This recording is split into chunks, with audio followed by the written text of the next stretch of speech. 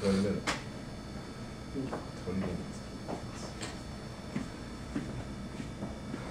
All right. Good evening, fellas. Thanks for coming to the presentation. I'm Jeremy McFarland, as you know, and today we're going to be talking about workplace communication. It's probably one of the most important things that we go through every single day. It kind of goes unrecognized. It's pretty second nature to all of us. And I know we've all been here a long time. I've been here almost 10 years, and there's not been one day that I haven't had to use some form of communication here at work. And kind of by trial and error through some stuff that I've come up with, I think I got some pretty good stuff. I mean, it's real elementary. I mean, it's cut and dry. It's a good refresher. I know there's been some times I've been on both ends, right? I've had some successful communication experiences, and I've had some not so successful communication experiences. And sometimes I've been on the giver side of that, and there's been other times I've been on the recipient side of that as well. So we're just going to discuss that a little bit here. How not to get fired, workplace communication. Next slide, please. So here's just a brief overview. We're going to talk about what it is. Like I said, it's pretty elementary. It's cut and dry. So the types of communication there are. We're going to talk about a few benefits and a few challenges, and we're going to break it down a little bit as well, and just some good and bad characteristics or some traits of communication. So it should take about 20 minutes, and try to get through this as painlessly and easy as possible. So, next slide. There's just a brief video that I found on communications. It's kind of funny video. Kind of talks about good and bad.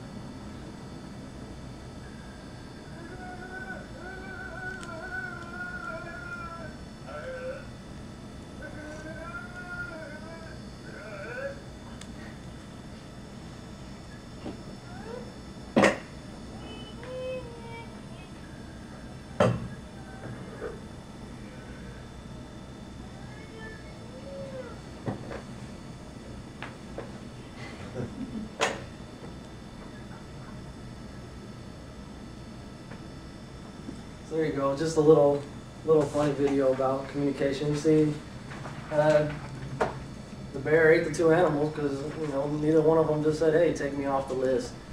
So it just shows that with the right communication at the right time, we can get effective work done, I guess.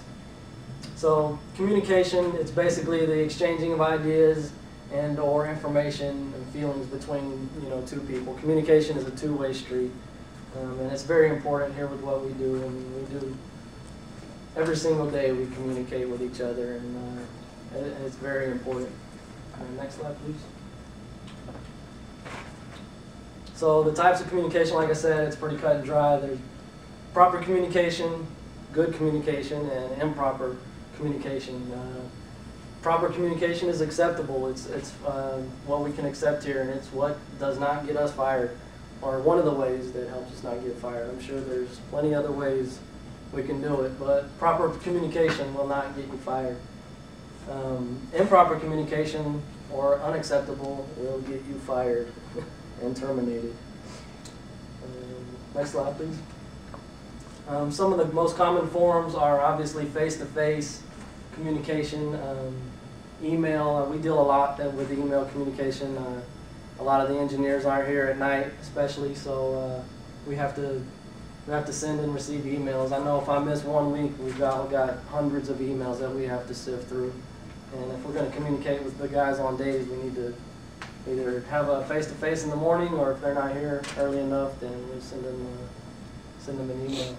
And we also have phones. All of us have phones. We have to contact facilities, manufacturing, We don't really deal, I guess, with the customers too much. I guess vendors we do sometimes, but we do have phone communication, and that goes along with verbal. Face-to-face and phone is a good type of verbal, and email is a nonverbal. But there's also body language is also a nonverbal communication. You know, like if Leonard and Chris are discussing, you know, things about work, and Leonard's trying to convey something to Chris, and Chris is just going, okay, hurry up. You know, that's a form of improper or bad communication between the two.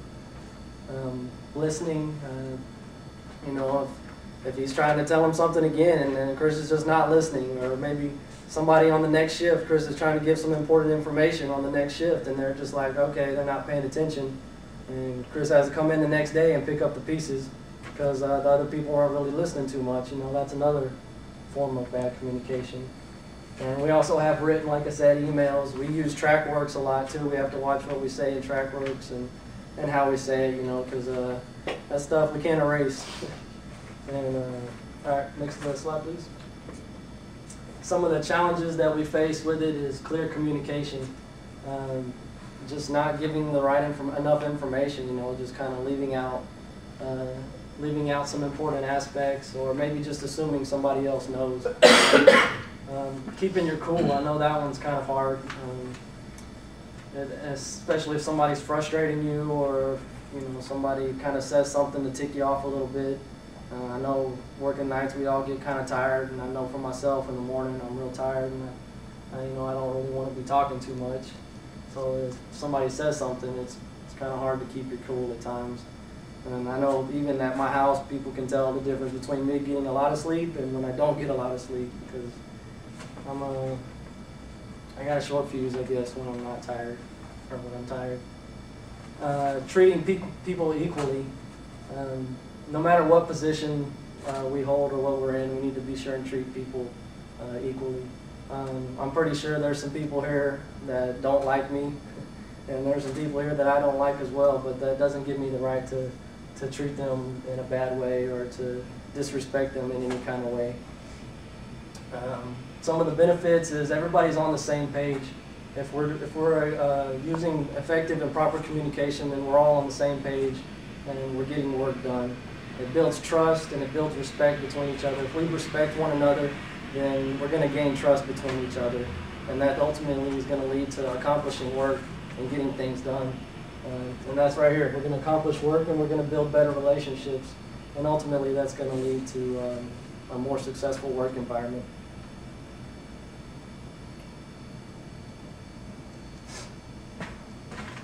Like I said, we deal a lot with emails. Here are some of the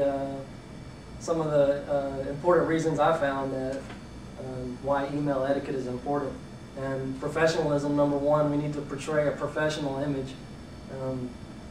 We've all been here a long time. We all know each other, and we work nights. It's easy to forget that we are in a professional environment, and it's really easy to just misconstrue people's ideas and things when we're talking to each other, because we have been around each other for so long, and we don't see a lot of upper management, we don't see a lot of customers or things like that, so it's easy to forget that we are in a professional environment, and you know, we have a very relaxed dress code as well, so it kind of goes in the back of your mind that, you know, this is a professional environment.